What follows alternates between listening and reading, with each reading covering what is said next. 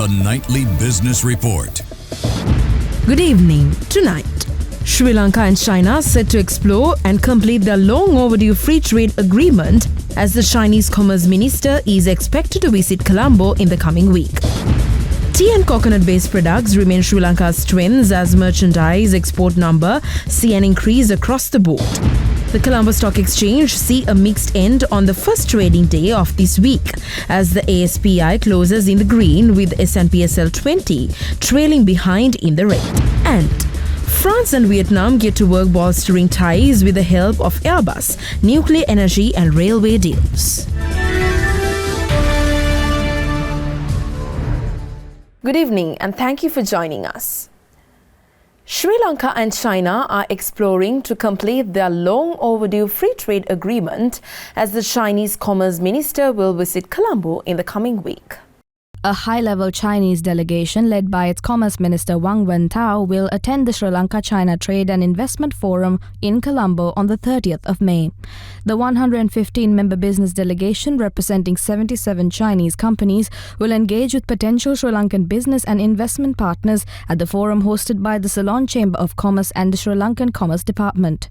The forum will offer a platform to strengthen bilateral commercial ties, facilitate business matchmaking, and identify new trade and investment avenues in a diverse range of sectors. Sources have said that apart from discussing the China-Sri Lanka FTA, the countries are expected to sign 2 memoranda of understanding for establishing a working group on promoting trade and strengthening economic cooperation in industrial and supply chains.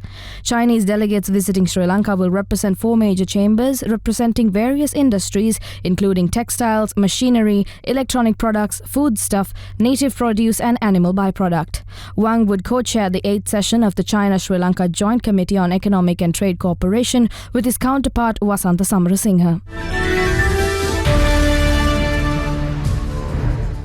The Export Development Board reported that Sri Lanka's exports grew 12% to $983.3 million in April 2025 from a year ago, helped by apparel, tea and coconut-based products. April is a lead month with factories closed for New Year holidays. Apparel and textiles grew 13.5% to $364 million.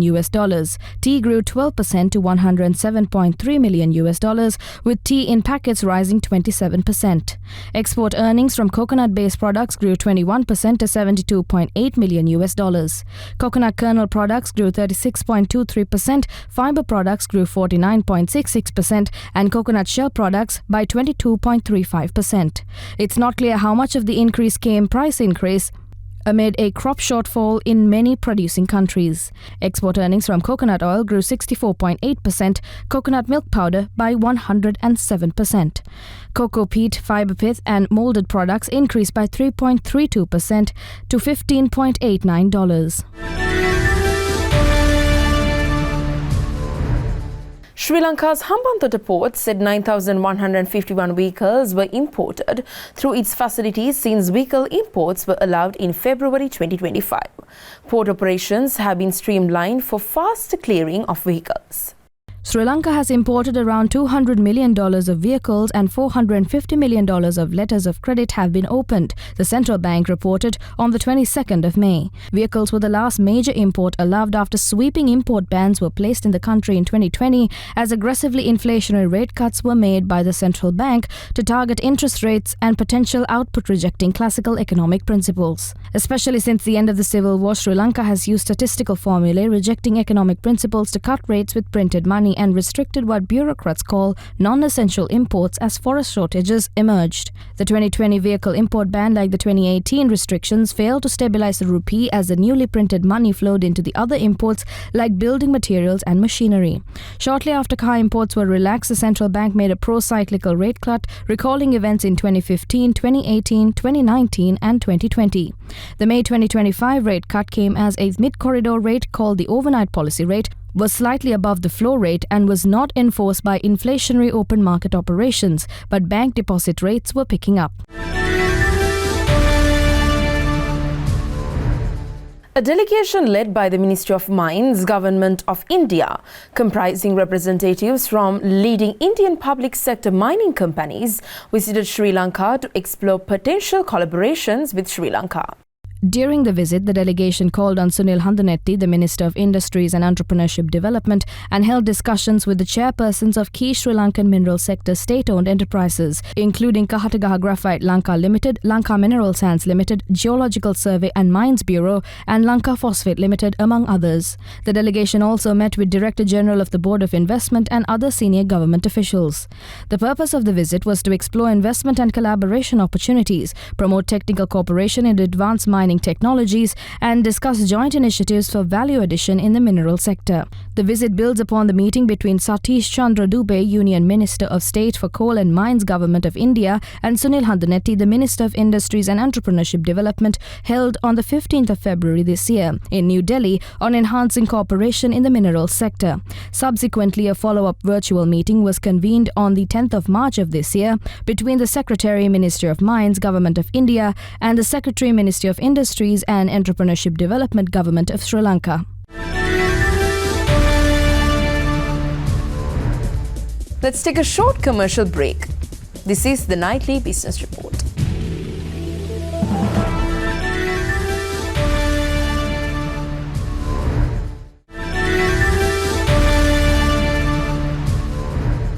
Welcome back to the Nightly Business Report. The Colombo Stock Exchange closed on the first day of the new market week with the ASPI rising to 16,494.46 points and the S&P SL20 dropping 0.06% to 4,838.94 points.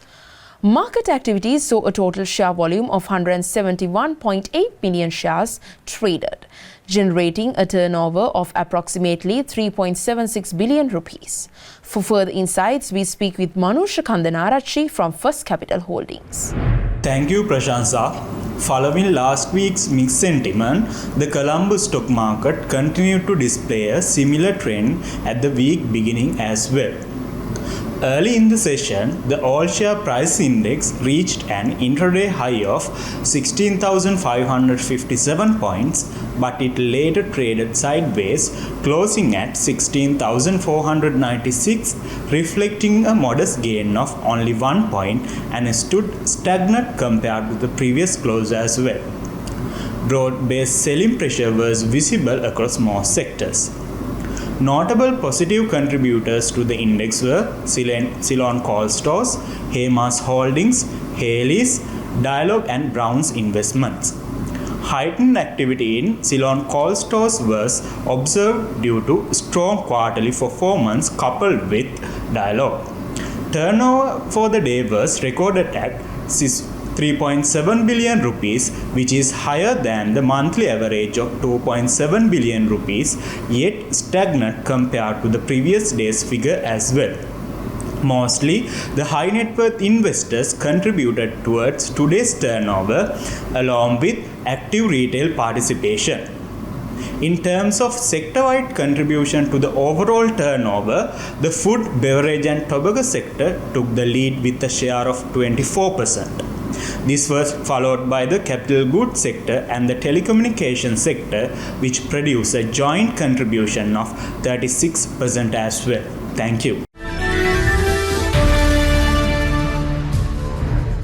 Despite last week's mostly positive end in the markets, is there some expected turbulence ahead for the S&P SL20 and the ASPI indices? For further insights on how we can expect the indices to perform over the coming week, we speak with Shahana Kanagaratnam from First Capital Holdings. Thank you, Prashansa. The Colombo Stock Exchange is anticipated to extend its recent positive momentum into the upcoming week, although intermittent volatility is expected, particularly midweek. This suggests that while the market may exhibit noticeable fluctuations, the underlying upward trend observed over the past few sessions is likely to continue. As this marks the final week for the release of quarterly earnings for companies with March year-ends, market activity is expected to be influenced by these announcements. On the other hand, the IMF approval and changes to electricity rate tariffs are likely to contribute to heightened volatility. Turnover is also projected to remain robust, driven by increased participation from both retail and high net worth investors. Elevated trading activity is expected within the food, beverage and tobacco and capital goods sectors throughout the week. Thank you. Gold prices fell slightly in Asian trade today, giving back some of last week's gains after US President Donald Trump over the weekend reneged on his threat to immediately impose 50% tariffs on the European Union. Spot gold fell 0.2% to $3,349.45 an ounce, while gold futures for June fell 0.5% to $3,376.91 an ounce. But losses in gold were limited by persistent weakness in the dollar and a steady sell-down in treasuries, as markets remained on edge over the US deteriorating fiscal health and rising debt levels. Oil prices edged higher in Asian trading after US President Donald Trump extended a deadline for his proposed reciprocal tariffs against the European Union. Brent oil futures expiring in July rose 0.2% to $64.93 per barrel, while West Texas Intermediate crude futures gained 0.3% to $61.69 per barrel. However, gains were limited as oversupply worries persisted amid reports that the oil procuring cartel, OPEC Plus, might hike production again in July. OPEC Plus are weighing the possibility of another production boost at their upcoming meeting on June 1st. The meeting is said to be a pivotal moment for the oil market, as the group's decision on production levels could have significant implications for global oil supply and prices. The Sri Lankan rupee has taken a dip in the currency market in comparison with exchange rates on Friday. Accordingly, the central bank reports that both the buying and selling rate of the US dollar have seen an increase. This sentiment holds true across the basket of other Gulf currencies as well. Let's take a closer look at how the Sri Lankan rupee fared against other global currencies today.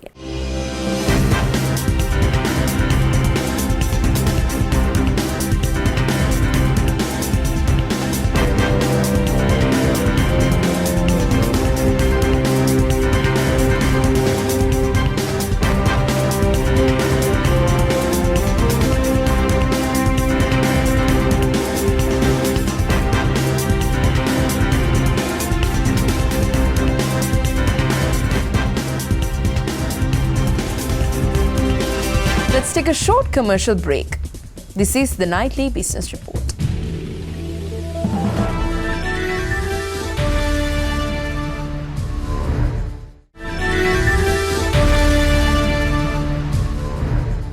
Welcome back. Jet Holdings PLC, a leading conglomerate in Sri Lanka's manufacturing and coatings industry, has announced its financial results for the fiscal year ending 31st of March 2025, underscoring its long-standing stability and strategic foresight despite challenging external conditions. The company recorded a revenue of 11.6 billion rupees, reflecting marginal year-on-year growth. This was primarily impacted by a 26% decline in export revenues from Bangladesh, driven by prevailing political and economic instability in the region and the significant depreciation of the Bangladeshi currency against the Sri Lankan rupee. However, this decline was partially offset by improved performance in other markets. Revenue from Sri Lanka grew by 14%, while combined revenue from other international markets increased by 12%. Notably, the revenue contribution from Bangladesh, which typically accounts for over 30% in an average year, dropped to 23% in the financial year of 2024-2025, compounded by 3 months of business disruption due to economic and political instability in the country. Key product segments showed significant growth, including wood coatings, which was 5%, emulsions at 37%, brushes and rollers at 42%, and projects at 171%, the latter being aided by the lifting of import restrictions. JAT's focused efforts on backward integration and operational efficiencies resulted in a notable increase in profitability, with gross profit margins rising from 29% to 34%. This improvement was largely driven by cost savings from the acrylic binder manufacturing plant and from the alkyd resin manufacturing facility, reinforcing its commitment to long-term value creation. HNB Assurance PLC opened its latest branch in Jaffna, located at Point Pedro Road, Nallur. With this addition, the company now operates 11 branches in the north, emphasizing the company's ongoing efforts to bringing its life insurance solutions closer to communities in the northern province. making protection and financial planning more accessible than ever before. The new Jaffna branch will serve as a hub for customers in the region, delivering personalized insurance services with the hallmark trust, care and professionalism the company is known for. HNB Assurance PLC Chief Executive Officer Lasitha Wimalaratna stated they are excited to further strengthen their footprint in the Northern Province with the opening of this new branch in Jaffna. With multiple touchpoints already established in the region, their growing presence allows HNB to better serve the evolving needs of customers and create even closer relationships with the communities they operate in. Singer Finance PLC has partnered with Indra Traders, a trusted name in Sri Lanka's automotive industry, to offer customized and affordable financing solutions that bring vehicle ownership within easier reach. Through the signing of the Memorandum of Understanding, this collaboration introduces a host of customer benefits for those purchasing vehicles via Indra Traders. Buyers can now enjoy special interest rates, flexible repayment options and fast-track documentation, ensuring a seamless and more accessible financing experience. The advantage of this partnership lies in its customer-centric approach. With the credibility and expertise of Indra Traders combined with the financial flexibility of Singer Finance, customers receive not only a trusted vehicle but also a financing solution tailored to their needs, budget and lifestyle. Tushar Amrasurya, the Chief Executive Officer of Singer Finance Lanka PLC, says at Singer Finance they continuously explore ways to make vehicle ownership easier and more affordable for customers, and that this partnership with Indra Traders strengthens their ability to offer attractive and accessible financing. Indra Traders' reputation for quality and trust aligns perfectly with Singer Finance's commitment to delivering high-standard, customer-focused financial services. Indra Traders Managing Director Rushanka Silva commented that at Indra Traders they have long-standing relationships with some of the most prestigious vehicle brands. When it comes to financial service providers, they are as equally selective, partnering only with institutions that reflect the same values of trust, emphasizing that they are proud to collaborate with Singer Finance, a well-established and respected brand in Sri Lanka. CPEX Sri Lanka, an official delivery agent for Temu, issued a statement addressing recent delivery delays and providing an update on the current status of parcel dispatches. The company confirmed a temporary disruption caused by the non-performance of a former local last-mile delivery partner during the first 3 weeks of May. This delay affected the timely handover and tracking of Temu parcels that had already arrived in Sri Lanka. The matter has received direct attention from the CPEX's global leadership in Hong Kong and its South Asia regional office. CPEX confirmed the nationwide deliveries officially recommenced with tens of thousands of parcels successfully delivered today. All eligible Temu packages affected during the disruption have been dispatched from the CPEX warehouse by today, and customers across Sri Lanka can expect delivery in the coming days. Shangri-La Hotels in Sri Lanka unveil a bold and evocative invitation to travelers around the world. Eat, Play, Love, an immersive campaign that redefines what it means to travel well. Whether you're chasing sunsets, uncovering hidden culinary secrets, or simply indulging in slow moments of serenity, the campaign is a heartfelt ode to meaningful travel, set against the magnetic rhythm of Sri Lanka. From the heart of the capital at Shangri-La Colombo to the southern shores of Shangri-La Hambantota, the campaign offers curated experiences that explore the island's heritage, its flavors, and its spirit of connection. In Colombo, Hoppers and Happiness celebrates Sri Lanka's iconic breakfast dish in a way you've never tasted before. Further down the coast in Hambantota, Spice and Soul takes guests deep into the Sri Lankan culinary heartland. At the resort's artisan village, guests cook side by side with village chefs, mastering age-old techniques. Colombo's Uncover the Soul of the City is a guided, story-rich journey through ancient temples, bustling bazaars and hidden architectural gems. And the Hambantota resort takes you from sea level to summit. Guests can hike or cycle to a dramatic cliffside where a hand-curated picnic awaits. Each stay includes a daily gourmet breakfast and your choice of one signature experience per Night, a trio of indulgences crafted to help you recharge, rediscover and reconnect. SMI Point Limited, a luxury developer, has signed an agreement with the state-owned Board of Investment for a $22.4 million worth 102 apartment luxury residential complex in the heart of the commercial capital Colombo. The BOI said in a statement that the new residential development point will be constructed at Alfred House Avenue and will feature a 34-story luxury residential apartment complex that elevates everyday family living into a unique lifestyle experience. It will offer 102 lavish apartment units, each encompassing over 2,000 square feet, with special balconies. The demand for luxury apartments in Colombo has seen an uptick in recent years, despite negative perception after the East attack in 2019 and COVID-19 pandemic and an economic crisis. Brokers said same apartments in recently built residential complex are priced as high as 100 million rupees. The BOI in its statement did not state the possible price range of the latest apartment construction by SMI Point Limited. Let's take a short commercial break. Global business updates coming on the other side. This is the Nightly Business Report.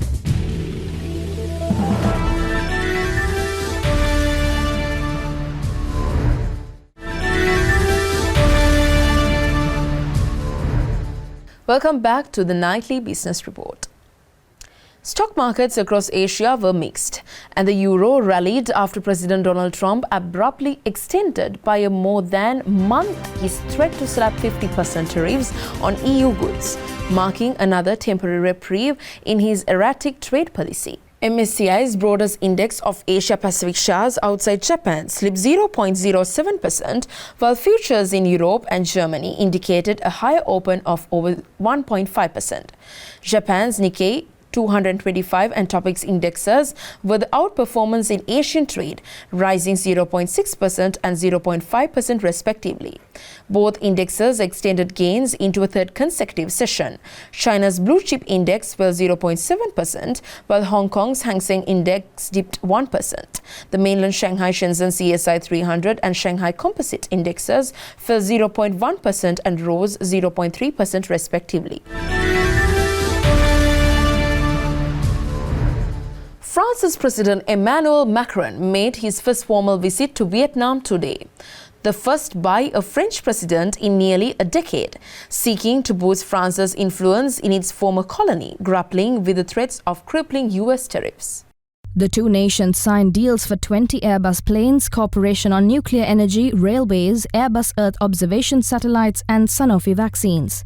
Export-dependent Vietnam, under pressure from Washington to buy more American goods, has made pledges in trade talks to avert 46% tariffs that could impair its growth, fanning European concerns about deals at the region's expense. In statements to the press with no questions allowed, Macron reiterated France's support for freedom of navigation, an issue dear to Vietnam as it often clashes with Beijing over contested boundaries in the South China Sea. Macron added the partnership with Vietnam entails a reinforced defense cooperation, citing the signing of multiple projects on defense and space. China is set to cultivate a batch of leading enterprises and hub cities for digital intelligence supply chain, according to a special action plan. The action plan was jointly released by 8 departments, including the Ministry of Commerce, the National Development and Reform Commission. The plan clearly indicates that efforts will be made to accelerate the construction of a digital intelligence supply chain in key fields including agriculture, manufacturing and the wholesale and retail industries. A batch of smart factories and supply chains will be established, and a special campaign to empower new industrialization with artificial intelligence technology will be launched. Coordination will be strengthened along the supply chains in the wholesale industry to provide comprehensive services to clients and industrial clusters like raw material procurement, warehousing and logistics.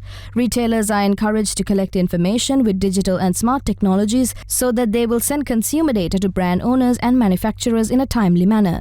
By 2030, China's digital intelligence supply chain will develop a construction model and a development model that are able to be replicated and scaled up nationwide. And the key industries and fields will have a highly embedded smart and efficient digital intelligence supply chain system that is autonomous and controllable according to the plan. That wraps up today's nightly business report. We value your opinion. Share your thoughts and feedback with us through email at feedback.ad24english@derana.lk or via WhatsApp at 076805793. We will see you again tomorrow with the latest updates in the business globe. Until then, I'm Prashansa Gunawardana. Thank you for watching and have a good night.